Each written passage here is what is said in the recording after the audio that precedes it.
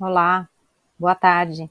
Sejam bem-vindos ao webcast da JHSF Participações sobre os resultados do quarto trimestre e do ano de 2021. Estão presentes hoje conosco o Tiago Alonso de Oliveira, diretor-presidente financeiro, e eu, Mara Boaventura Dias, diretora de Relações com Investidores. Informamos que a apresentação será gravada e que todos os participantes estarão apenas ouvindo. Teremos a presença do Alan, intérprete da Libras AB, com o objetivo de aumentar a acessibilidade de nossas comunicações. Esse evento está sendo transmitido simultaneamente pelo YouTube, pela página da JHSF Participações e via webcast, onde a apresentação está disponível para download. Além disso, pode ser acessado também pelo nosso site de Relações com Investidores. O endereço é ri.jhsf.com.br. Por favor, faça sua pergunta pelo webcast, clicando em Pergunte ao Palestrante. Antes de prosseguir, gostaríamos de esclarecer que eventuais declarações que possam ser feitas durante essa teleconferência relativas à perspectiva de negócios, projeções e metas operacionais e financeiras da JHSF constituem-se em crenças e premissas da diretoria da companhia, bem como informações atualmente disponíveis. Elas envolvem riscos e incertezas, pois se referem a eventos futuros e, portanto, dependem de circunstâncias que podem ou não ocorrer. Alterações na política macroeconômica ou na legislação e outros fatores operacionais podem afetar o desempenho futuro da JHSF e conduzir a resultados que diferem materialmente daqueles expressos em tais considerações futuras. Bom, vamos iniciar agora a apresentação pelo slide 3, com os destaques de 2021. Por favor, no slide 3. Aqui a gente apresentou os principais destaques. Acho que vocês vão ver aí a palavra recorde em alguns. Todas as variações que tem aqui em percentuais, a gente comparou com 2020, mas vale lembrar que em relação a 2019 a gente teve variações expressivas também. Todos os números estão no nosso release. A gente começa pela parte financeira, com a receita bruta recorde de 2,2 bilhões de reais, um aumento de 74,7% versus o ano passado, 2020, ano retrasado, desculpa, 2020. Também um aumento expressivo em relação a 2019, foi 218%. Abaixo a gente destaca o EBITDA recorde também, a gente atinge um EBITDA ajustado consolidado de 1,2 bilhões de reais, aumento de 77% em relação a 2020. Importante também ressaltar o aumento de 2019, foi bem expressivo, 559% versus 2019. E, por fim, a última linha, o lucro líquido recorde da companhia, quase 1 bi, 981 milhões de reais, um aumento de 54,4% em relação a 2020. Entrando nos negócios, a gente teve também operacionais bastante fortes em todos eles, começar pela venda da incorporação. A gente atingiu venda recorde de 1,6 bi, com aumento de 28,9% em relação a 2020. Em shoppings, a gente ressalta as vendas dos lojistas, aumentando 56,6% em relação a 2020. A gente colocou também em relação a 2019, que é um período pré-pandemia, né? Só para destacar que a gente já está no nível acima de 2019, 22,5% de vendas, de crescimento de vendas. O indicador de aluguel, que é o Same Store Rent, aluguel das mesmas lojas, subiu 50,3% em relação a 2020. Também a gente colocou o destaque para o crescimento de 2019, o nível pré-pandemia, de 15,5%. Em a parte de hospitalidade e gastronomia, a gente destacou a diária média dos hotéis, com aumento de 27% em relação a 2020. Também a gente teve aumento em relação a 2019, em torno de 40%, importante destacar. E no couvert médio, nos restaurantes, o aumento foi de 26,3% em relação a 2020. Por fim, o último segmento mais novo, recente, o Aeroporto Executivo Internacional, a gente teve um aumento expressivo dos movimentos, 125,6% em relação a 2020. E os litros abastecidos, o combustível que os nossos clientes abastecem no aeroporto, um aumento de 163,3% versus 2020. Tem também um destaque que eu não mencionei e deixei por último, de ESG, de sustentabilidade. A gente finalizou em 2021 os compromissos da companhia, e esses compromissos vão derivar metas que a gente vai divulgar em breve esse ano ainda. Então, assim, esses foram destaques. Agora eu queria passar a palavra para o Tiago, para prosseguir com os detalhes de cada segmento. Tiago, por favor. Obrigado, Mara. Boa tarde, Alan. Obrigado por estar mais uma vez aí com a gente, auxiliando a gente a melhorar a comunicação aí com um grupo cada vez maior de pessoas. Eu queria pedir para a gente passar para a página 4 da nossa apresentação, e aqui começar a detalhar um pouco mais a construção dos resultados que a Mara já sumarizou para a gente.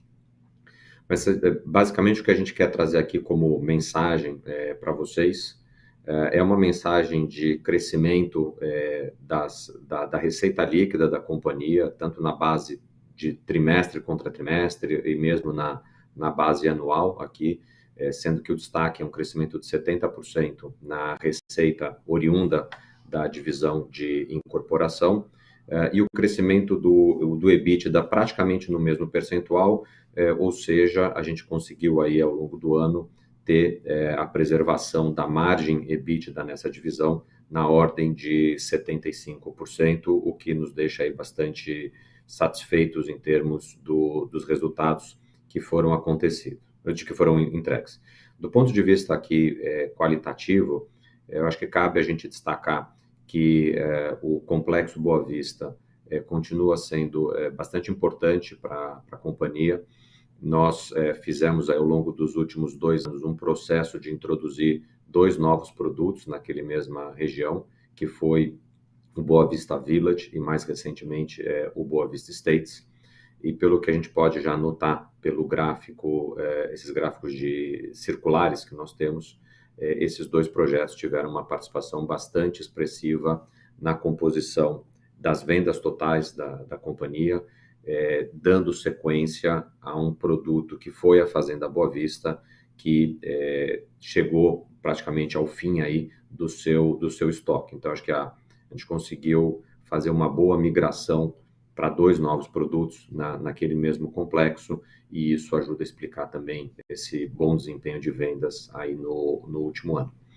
Queria pedir para a gente passar para a próxima página, por favor, para a gente começar a falar um pouquinho da divisão dos shopping centers, da parte de varejo e também do e-commerce. Aqui a gente também percebe bons crescimentos. Se nós olharmos a receita do quarto TRI de 21 contra o quarto TRI de 20, um crescimento de 25%. Quero destacar que o quarto TRI de 20 foi um TRI forte, foi um TRI que a gente praticamente trabalhou todo ele no ano passado, ano de 20, perdão, sem grandes restrições advindas da Covid, o que torna esse crescimento de trimestre contra trimestre uma boa base de comparação. Quando a gente olha o ano contra ano, esse crescimento de 56% que foi apresentado, o ano sim de 20, ele foi um ano pior do que o ano de 21, do ponto de vista de funcionamento das atividades dos lojistas nos nossos shopping centers. Portanto, olhar a comparação só com relação a 2020 pode ser um pouco trazer uma mensagem errada, mas quando a gente também olha com relação a 2019, a gente vê um crescimento expressivo. Lembrando que tanto 20 quanto 21 foram anos em que algum tipo de restrição à operação dos lojistas a gente pôde notar, o que não era o caso de 2019. Portanto, do ponto de vista de crescimento real, acho que a gente está bem satisfeito aí com o que o time entregou nessa parte dos lojistas, das vendas de lojistas. Na parte de baixo à esquerda tem os indicadores operacionais. Aqui acho que vale a pena a gente destacar que todos os indicadores S apresentaram números positivos em duplo dígito, o que também reforça aí a qualidade dos shoppings que a gente tem entregado para os clientes e para os lojistas, representando também uma boa fonte de resultados para a companhia. Quando a gente migra para o lado direito aqui desse slide, a gente percebe na questão da receita líquida, tanto para o comparativo trimestral quanto para o comparativo anual, crescimentos que são expressivos. Queria destacar mais um trimestre que a companhia não fez linearização dos efeitos de pandemia, portanto, os números que a gente está aqui apresentando são aqueles números, vamos dizer, efetivamente, colocar aqui entre aspas, receitados com relação aos lojistas. E a gente percebeu também, ao longo aí do período, uma recuperação do EBITDA ajustado dos níveis durante boa parte do ano de 2021, para algumas atividades, principalmente aquelas de serviço, nós ainda tivemos uma postura mais flexível e para acomodar alguns parceiros lojistas aí se recuperando desse período mais complexo da pandemia. Queria pedir para passar para a página número 6, por favor, onde a gente vai falar um pouquinho sobre hospitalidade e gastronomia. O que a gente percebe aqui também, olhando todos os indicadores que a gente está apresentando, crescimentos expressivos com relação ao ano de 2020, mas também crescimentos bem expressivos com relação a 2019. O que traz para a gente aqui a possibilidade de dividir com vocês de que, do ponto de vista de resultados, a gente já supera aí com bastante margem os números que a companhia apresentava no período pré-pandemia, ainda que esse setor, ou esses negócios, melhor dizendo, tenham sido bastante afetados em 2020 e também em 2021. Portanto, aqui uma outra área onde o time de gestão da companhia fez um trabalho excepcional de reverter, inclusive, um EBITDA negativo no ano de 2020 para um EBITDA positivo no ano de 2021. Queria passar agora para a página número 7, por favor, para a gente falar um pouquinho sobre o aeroporto. A gente tem destacado bastante aí nos últimos trimestres, com todos os crescimentos que essa divisão mais recente que a companhia entrou tem apresentado.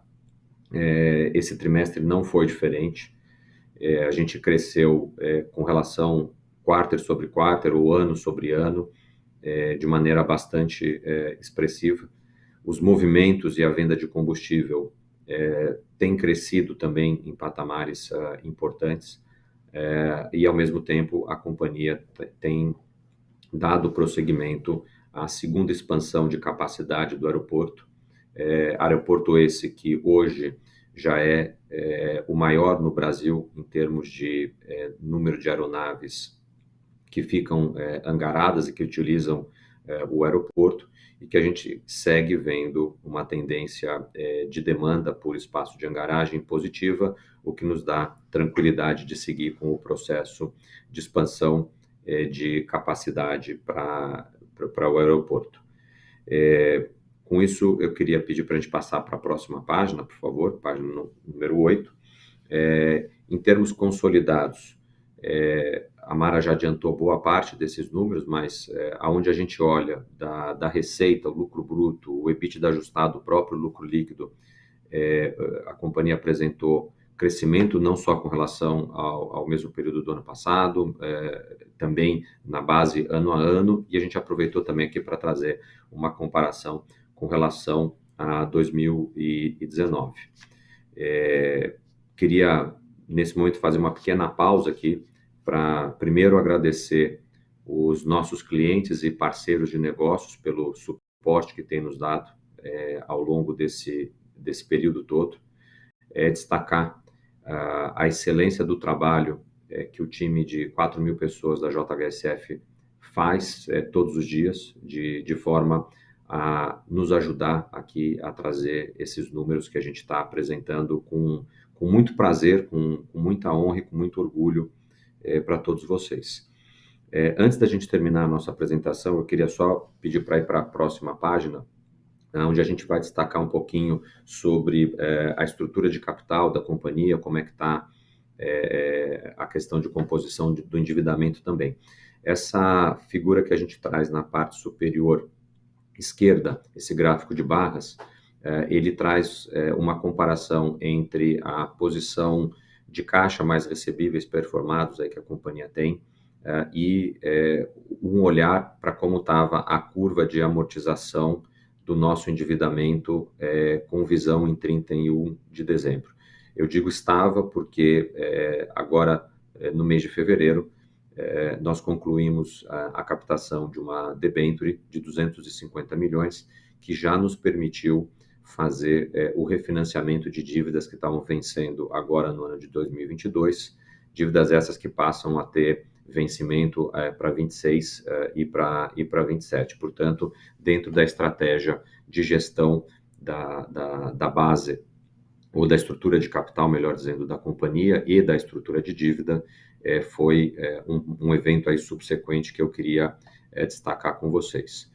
Em termos de composição da nossa dívida, a gente não teve nenhuma mudança substancial com relação aos gráficos que estão aqui apresentados, com relação à situação agora, após a emissão dessa debênture, e o que a gente tinha no final do ano passado. Acho que não cabe nenhum destaque além do que já está aqui colocado em termos de composição. Com isso, Mara, eu queria encerrar por aqui a nossa apresentação e abrir para perguntas e respostas. Obrigada, Thiago. Por favor, caso tenha alguma pergunta, clique em Pergunta ao palestrante no webcast. Bom, vamos lá. Só dar uma lida aqui um pouquinho, que a gente já recebeu algumas perguntas. Thiago, uma pergunta que a gente recebeu, que, aliás, mais de uma do mesmo tema, é sobre o ambiente macroeconômico com a situação de juros mais alto. Qual que é o eventual impacto na nossa velocidade de vendas na incorporação? E se isso também poderia afetar o segmento de alta renda, a parte de shoppings e consumo? Bom, acho que é normal quando a gente tem movimentos de juros que eles gerem algum tipo de impacto nos negócios. Acho que o ano passado foi um ano em que a gente viu a curva de juros subir, e a despeito dessa subida, os resultados aí que a gente acabou de comentar. Eu acho que é um tema que a gente, no nosso dia a dia, está muito atento àquilo que pode acontecer em função dessa questão dos juros, e acho que já vimos essa situação no passado. Acho que a gente tem um time que é bastante experiente para saber navegar um período de adversidades, caso ele venha a se confirmar. Do ponto de vista do nicho de mercado que a companhia trabalha, eu acho que ele tem uma capacidade de consumo que ela é destacadamente maior do que a grande maioria dos outros segmentos. Portanto, eu acho que caso tenham efeitos adversos, eles tendem a ser menores do que em companhias que têm uma estratégia de posicionamento distintas da nossa. Ótimo. Tem uma pergunta aqui que tem a ver também com o ambiente externo, mas é mais sobre a variante Omicron. Se a gente tem sentido algum impacto, principalmente em malls e nos shoppings e na parte de hotéis e restaurantes, agora no começo de 2022. A resposta é que não, a gente sentiu, inclusive, um desempenho bastante promissor nessas duas divisões que você comentou, aí nos 2 primeiros meses do ano. Então, a despeito das pessoas voltarem a ficar um pouco mais cautelosas, a gente não sentiu isso de maneira negativa nos negócios mais expostos ao fluxo de pessoas.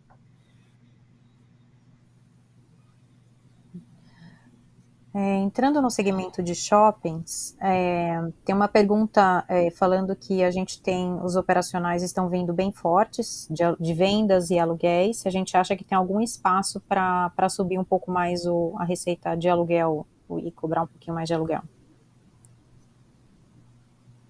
Eu acho que a nossa estratégia é uma estratégia de olhar a sustentabilidade desse negócio de uma maneira ampla. Então, é a rentabilidade para a companhia, a rentabilidade para o lojista e a própria questão do mix para os nossos clientes. Acho que o trabalho que a gente faz é um trabalho que procura equilibrar nos pratos essas três variáveis, e acho que a gente está satisfeito aí com o nível de rentabilidade que os ativos da companhia geram, e, portanto, a gente deve seguir o mesmo padrão de gestão que a gente vem tendo aí já há bastante tempo. Ótimo. E no segmento do aeroporto, como que Antes da a gente gente entrar está na próxima enxergando a demanda? pergunta, deixa eu só fazer um complemento aqui, que ele tem a ver com essa questão também da rentabilidade, né, que a gente falava há pouco. Acho que é importante a gente relembrar para todo mundo dois aspectos. O primeiro é a não utilização de linearização de resultados por conta da companhia. O que pode ensejar, na comparação com empresas que estão fazendo linearização, uma percepção errônea de rentabilidade. E o segundo ponto é, ainda durante 2021, o fato de que a gente foi e continuará sendo, pelo tempo que precisar, parceiro de alguns lojistas que tiveram um impacto adverso maior nos seus negócios ao longo desse período em que a gente está convivendo com restrições aí por conta da Covid-19. O que a gente percebe é que, a despeito disso tudo, a rentabilidade da companhia, desse negócio, ela tem sido bastante saudável. Portanto, a gente imagina que, uma vez reduzidas essas restrições, a gente tem um olhar de crescimento de rentabilidade por conta da redução desses apoios que têm sido oferecidos. Ótimo. No aeroporto, como que a gente está vendo a demanda de hangaragem com a nova expansão? A gente está praticamente já com esse sexto hangar entregue no início agora do mês de fevereiro. Ele já está praticamente tomado com aquilo que a gente tinha no nosso pipeline. A construção dos demais hangares, ela prossegue, e comercialmente falando, a gente segue bastante ativo aí com uma boa demanda de espaço por hangaragem. Então, o aeroporto, a gente tem também batido bem nessa tecla aí, ele é um projeto de médio para longo prazo, e acho que a gente, como companhia, está dando os passos que nós tínhamos planejado lá atrás. A grande verdade até que a gente está mais adiantado do que imaginava em termos de oferta de área para hangaragem. Isso tem muito a ver com o nível de demanda que nós temos recebido por parte dos nossos clientes, e a gente tem também acompanhado, não só no Brasil, mas também globalmente falando, um crescimento importante da demanda por jatos executivos, o que deve também, a médio prazo, para a gente representar uma frota maior de aeronaves para serem hangaradas, o que a gente tem que olhar pelo ponto de vista positivo, dada a opção que a companhia fez por participar dentro desse mercado.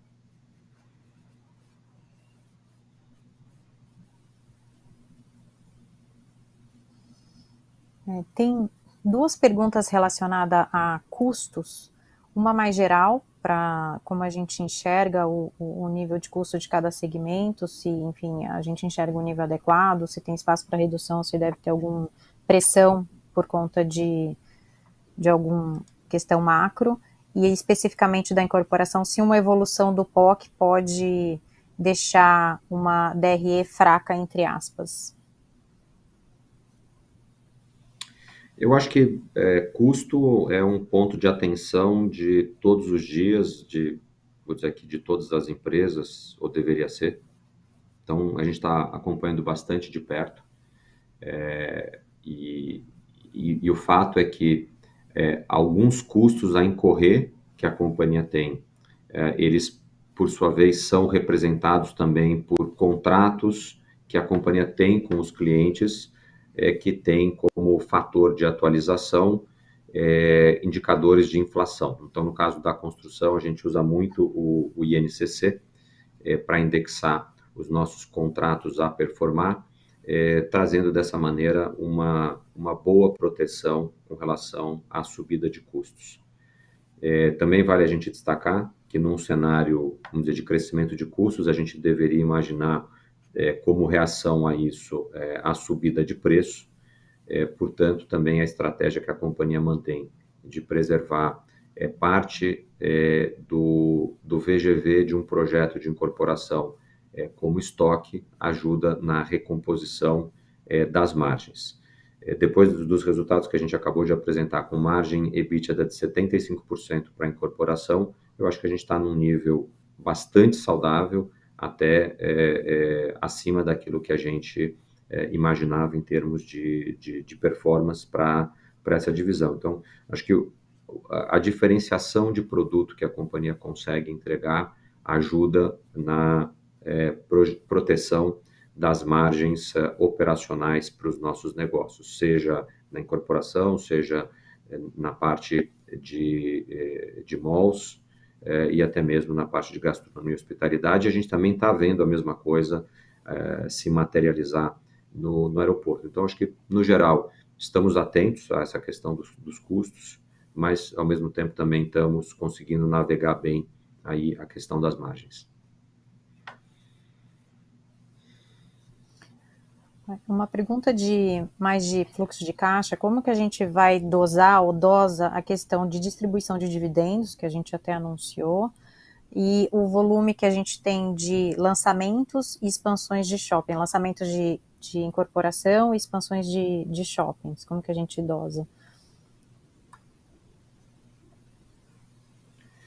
Mara, eu acho que assim, a gente faz um trabalho de acompanhar como é que, primeiro, está a posição de caixa da companhia, segundo, como é que se comporta a geração operacional, vamos dizer, que está acontecendo no dia a dia, conhece os investimentos que a companhia deseja fazer no curto e no médio prazo, e também acompanha e gerencia de perto a questão do fluxo dos financiamentos. Acho que na nossa apresentação aqui de hoje a gente falou bastante sobre os indicadores operacionais, a gente vê números saudáveis ali.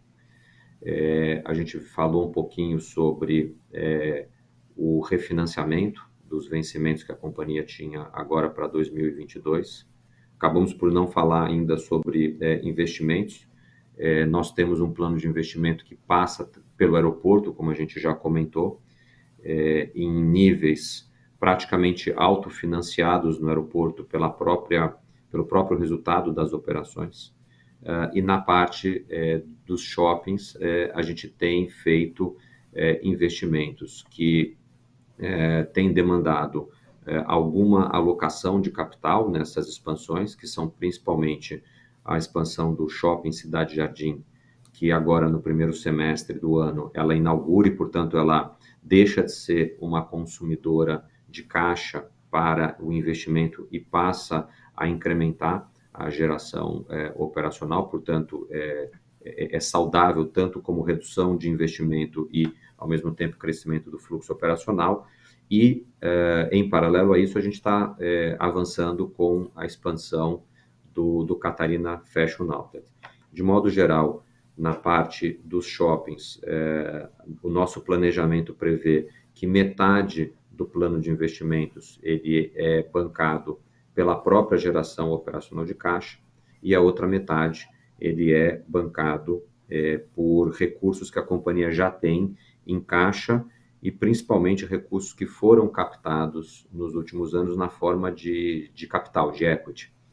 Então, a gente está tranquilo com relação a esse equilíbrio da posição de caixa, geração operacional, o consumo para CAPEX e a própria questão do fluxo de vencimentos financeiros. Isso tudo posto, e acho que isso está absolutamente alinhado com a nossa estratégia. A companhia tem mantido aí um fluxo de dividendos também para remunerar os seus acionistas. Com os dividendos que nós anunciamos ontem, nos últimos 12 meses, a gente vai ter aí feito uma distribuição de aproximadamente 400 milhões de reais de dividendos para os nossos acionistas. E não só isso, a companhia, inclusive, tem utilizado de uma geração de caixa operacional extremamente forte para recompor banco de terrenos e ainda fazer recompra de ações, fazendo também com isso uma gestão da estrutura de capital. Então, acho que a gente está executando aí uma estratégia de longo prazo e está operando essa estratégia de acordo com esse cenário de curto prazo.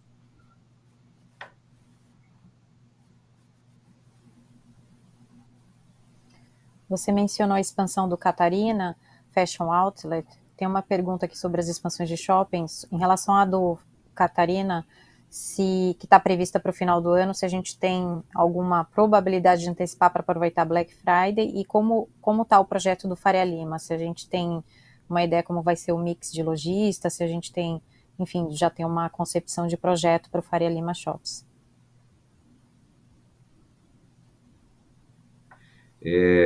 Acho que a gente não deve aqui assumir um compromisso de ter o shopping pronto para Black Friday. Por outro lado, se a gente conseguir, é do nosso interesse. Eu acho que, inclusive, ajuda os nossos parceiros lojistas no que diz respeito a ter um ponto de venda num outlet que performa tão bem quanto o Catarina. Com relação ao Faria Lima Shops, a gente olha para o mix dele, um mix com a cara da companhia, lojas ou varejo de alta renda, coexistindo com restaurantes, criando uma atmosfera para quem já conheceu os shops nos Jardins, muito semelhante. Então, acho que a própria performance que os shops têm apresentado para os lojistas, mas também para a própria companhia, e o feedback que nós temos muito positivo por parte dos clientes que frequentam, eu acho que encorajam a gente no sentido de seguir adiante com a estratégia que nós temos de mix para o projeto da Faria Lima.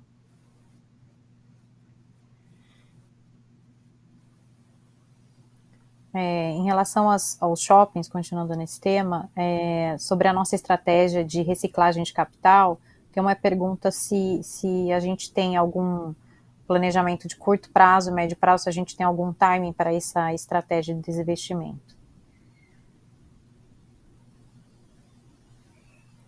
Eu acho que a gente está sempre olhando aí alternativas para reciclar capital nessa divisão, mas eu queria parar por aqui. Não quero estender demais aí por conta até de aspectos regulatórios.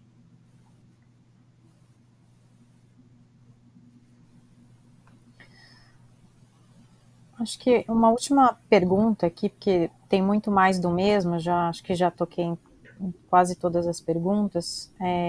Tem mais umas duas aqui que é o mesmo tema. Se puder falar um pouquinho de como está, você falou da parte de consumo, mas estão perguntando de incorporação, das vendas de incorporação agora no começo do ano, como está, e principalmente como que a gente está com o cenário desafiador, como que a gente está seguindo com os planos de lançamento de novos produtos para incorporação, novos projetos.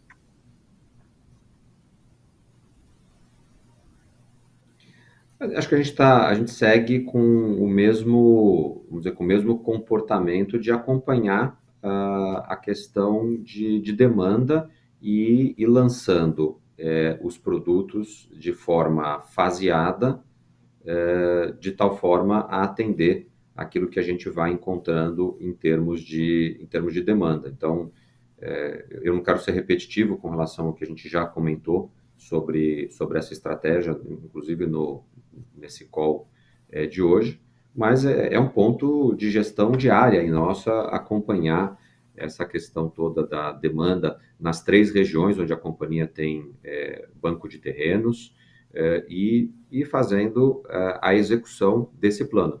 Eu quero lembrar para todo mundo, o nosso projeto para a incorporadora, ele não é um projeto de curtíssimo prazo. Nós temos dentro da companhia um banco de terrenos que nos permite nos próximos 15, 20 anos ter uma geração expressiva de resultado para os nossos investidores. E aqui eu acho que o nosso papel é cadenciar a realização desse valor que está intrinsecamente dentro da companhia, de acordo com as condições de mercado. A gente vai ter períodos que vão ser mais favoráveis, a gente vai ter períodos que são menos favoráveis, mas eu acho que, acima de tudo, a gente tem buscado, com a forma de gerir essa divisão, fazer um trabalho de preservação do valor presente líquido desse banco de terrenos, que a gente acha que é muito difícil de replicar, ainda mais com os níveis de rentabilidade que a gente tem aí entregues, que, por sua vez, são muito fruto da diferenciação e da qualidade que esses produtos têm gerado, né, para os nossos clientes em termos de melhoria de qualidade de vida. E quando a gente faz essa sequência, esse raciocínio, a gente vai encontrar a própria essência cultural da JHSF, que é uma empresa que tem como propósito aí entregar melhoria de qualidade de vida para os seus clientes e um compromisso muito grande com qualidade e excelência. Acho que o nosso arcabouço cultural aí está bem presente naquilo que a gente está fazendo no dia a dia, o que esse time de 4.000 pessoas aí que trabalha conosco tem feito para entregar essa melhoria de qualidade de vida para os clientes. Tiago, foram essas as perguntas. Se eu não respondi alguma pergunta, eu quero deixar o e-mail do RI, ri@jhsf.com.br, se for alguma dúvida depois, enfim, qualquer questionamento, fique à vontade de mandar e-mail para a gente. E obrigada, Tiago, pela presença, obrigada, Alan. Alan, obrigado por mais um trimestre estar aqui com a gente. Parabéns aí pelo trabalho que você tem feito. A gente tem recebido muitos elogios da sua participação nesses eventos aqui conosco. Eu não posso perder essa oportunidade, Mara, de mais uma vez agradecer aos parceiros que a gente tem na companhia, os parceiros de negócio. Agradecer também o time que tem sido incansável aí no sentido de dia a dia buscar entregar resultados melhores para os nossos acionistas. Agradecer os nossos acionistas pela confiança que eles têm depositado no trabalho desse time e olhar para frente para 2022. Acho que a gente tem um olhar para o futuro, que é bem claro, e a preocupação de estar sempre com os pés no chão. Acho que com essa mensagem aqui que eu queria terminar essa conferência de hoje. Obrigado a todos pela participação, reforçando a mensagem da Mara, caso alguma pergunta que vocês tenham não tenha sido respondida ao longo da nossa conferência de hoje, pelo e-mail ri@jhsf.com.br. O time de relação com investidores, ao saber da sua dúvida, fará contato. Obrigado a todos mais uma vez.